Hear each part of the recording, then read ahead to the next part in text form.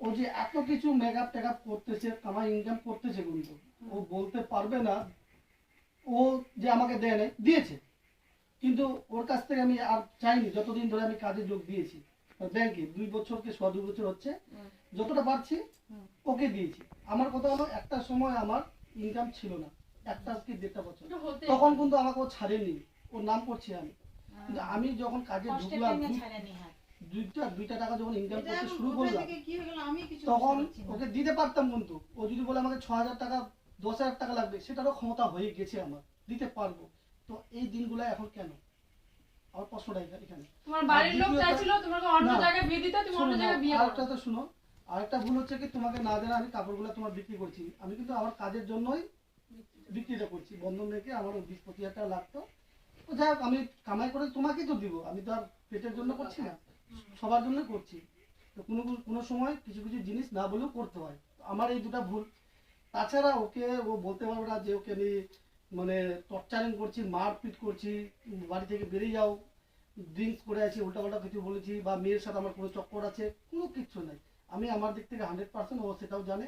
তো মানুষ ভুল করলে তাকে ক্ষমা করতে হয়, আর আমি যদি ভুল করে থাকি আমাকে বলতে হবে যে তুমি এই ভুল নেক্সট টাইমে করো না, মানুষকে তো দিতে হবে না। এবার তুমি যদি ভুল করো, আমি যদি তোমাকে রাগ না করি, ও যে ভুল করে না, ও তো ভুল করেছে, ও ভুল করেছে, এবার ওর ভুল কোথায়?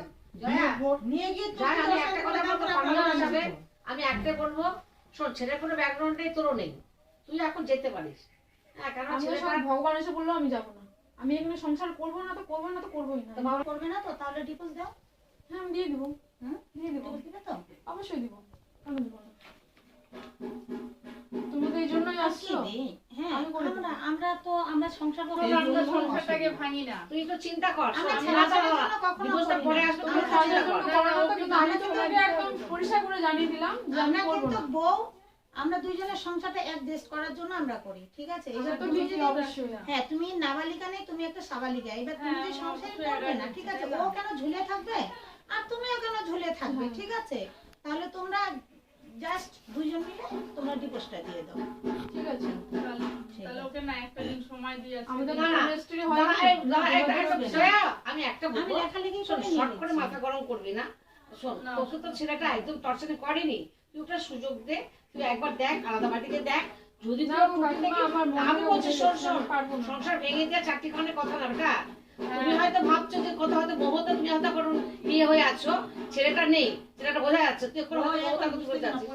হ্যাঁ, তুই কিন্তু তুমি তার বাড়ি থেকে বের করছো, তুমি তার রাখবে না, তাই তোমার পোষা তার মেয়ে এত বড় সাহস পাচ্ছে। পরে বুঝবে, এত বড় ছেলে লাফ দিয়ে বেরো। শোনো বাবা, আজকালকার ছেলেদের মুখোশ তাদেরকে খালি ভুলে যেও না, পরে কিন্তু হাওড়া ব্রিজ না, সে তো বলে, পরে কিন্তু হাওড়া ব্রিজ পাচ্ছে, এ ভালো না আরেকজন ভালো পাবে, আমরা কখনোই না। আমি যদি আমি চলে যাবো, আমি আমার কাজে চলে যাবো। তাহলে তুমি তোমার তো মনে করো রেস্টুরেন্ট হয়নি, রেস্টুরেন্ট হচ্ছে ভাই না, ও তো বৌমা যাবে না। আপনি কি বলছেন? আপনার বৌমা যাবে না? যেটা বলে সেটা করুন। আমাদের রেজিস্ট্রিও হয়নি, আর আমার ডকুমেন্ট এখানে পরিচয় আছে, ওখানটা পরিচয়ও হয়নি।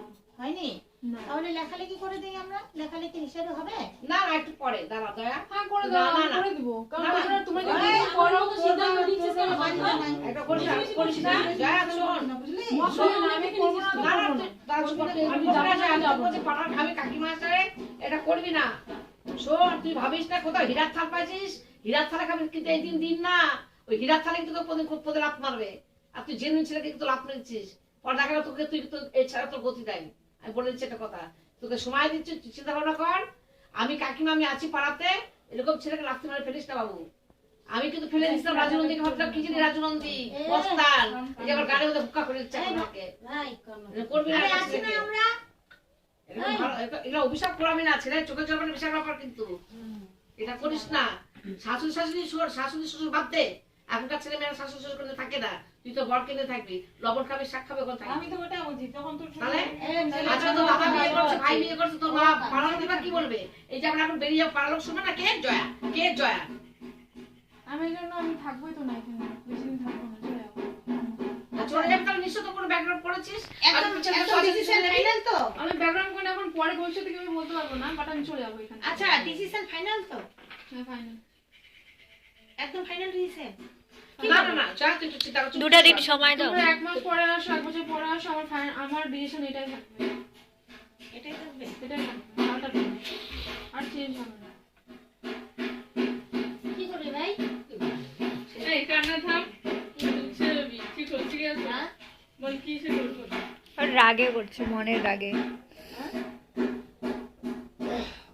ওদেরকে প্রেম করে বিয়ে, ওদেরকে সোসার বিয়ে না প্রেম করে বিয়ে? প্রেম করে না। তাহলে সোসার বিয়ে, সোসার বিয়ে সব দেখিস না যে সেটা হাওড়া ব্রিজ সেটা খুলে দিতে হচ্ছে, তুই সেটা একটা বিয়েতে করতে গেলে সেটাকে এখন মাঝখানে রাস্তা ফেলে দিবি? তুই তখন দেখিস নাই? আমি কোনো টাকা পয়সা বাড়ি ঘর দেখা তুই তোর বিয়ে করে না করছিস সেটা সাথে? তুই তখন চিন্তা ভাবনা করিস নাই? কারোর সঙ্গে ও শাশুড়ি কি করে শ্বশুর করে তাদের দায়িত্ব ঘর নাকি? তাহলে তোর বড় তোর ঘর নাই? একটা লোকের তোর ঘর বলছে আলাদা থাকবে, তুই তাহলে আলাদা থাক, তোর প্রবলেমটা কোথায় হচ্ছে? তোর নিশ্চয় তোর কোথাও কিছু আছে? তুই ঘরটা ছেড়ে না করবি না? সস্তা ছেলের কিছু তোকে আমি ছাড়বো না, আমি পাড়ার লোক তো করে গেলাম, ওর যদি কিছু তোকে আমি ছাড়বো না। আর তুই কোথায় কোথায় বিয়ে করবি সেই ছেলেকে আমি বুঝিয়ে দেবো যে তোর সে কে সমস্যা করতে হবে। হাওড়া যে বিয়েদের মেয়েরা কি বুঝিয়ে দেবো, আমি বুঝে গেছি ছেলেটার নম্বরটা বস, ছেলেটার আমি ছিলাম, আমার কষ্ট আমি বুঝি, ছেলের মা বাদ দে, অন্য কেউ বুঝবে না, অন্য কেউ বুঝবে না, আমার জ্বালা আমি বুঝি একমাত্র, ছেলেটাকে বুঝবি না তুই? আমার জ্বালা আমি বুঝি তো, আমার জ্বালা অন্য কেউ বুঝবে না, করে যাচ্ছে যার কাটে সেই একমাত্র কাটে, বলছে থামো যার কাটে সেই একমাত্র বোঝে, সে তো আমাকে বোঝাতে এসে না, ছেলে নাকি তোকে মারি বাচ্চা এখানে কোনো ইয়ার্কি হচ্ছে না, তোকে ছেলে মারছে আমাকে মারেনি, আমার জ্বালা আমি বুঝছি, আর জানি তো বুঝতে পারছিস তো হ্যাঁ সেটা হলো কথা, কারণ যার ব্যথা না সে বুঝবে, অন্য কেউ কিন্তু বুঝবে না, তোকে তো অন্য জনা বুঝবে না, তুই আলাদা থাক, বসে বসে এবার কি আছে তুই আলাদা থাক, আমি থাকবো না তো, আরে বাবা আমি জবরদস্তি থাকবো না, তুই কেন থাকবি না? আমি কেন থাকবো জবরদস্তি, আমি তো বুঝতে পারছি তুই কেন আমি থাকবি না। এগুলো করা কেন হচ্ছে, এই, কেন করবে না কেন, এই যে, আশ্চর্য, আমরা কিন্তু চিল্লাইনি, গ্রামের দিদি বলতে পারে, কাকিমা বলতে আমিও পারে। চিল্লাচ্ছি না, উনি কিন্তু বাচ্চার মতো আমার মনে অনেক অনুরাগ আছে জন্য কিন্তু একটা মেয়ে কখন এরকম রেগে যায় বলো তো, আমরা দিদি আসছে। ওই মনে মতো কোনো অনুরাগ থাকে, দেখো, আমরা যার জন্য অনেক কিছু বলছে মেয়েটার কথা সাথে, বলি। বলছি তোমাকে বলতে একটা মেয়ে না সংসার করতে যায় কিন্তু সংসার করার জন্যই, আচ্ছা ঠিক আছে ঠিক আছে ভালোভাবে সংসার করার জন্য যায় কিন্তু একটা মেয়ে,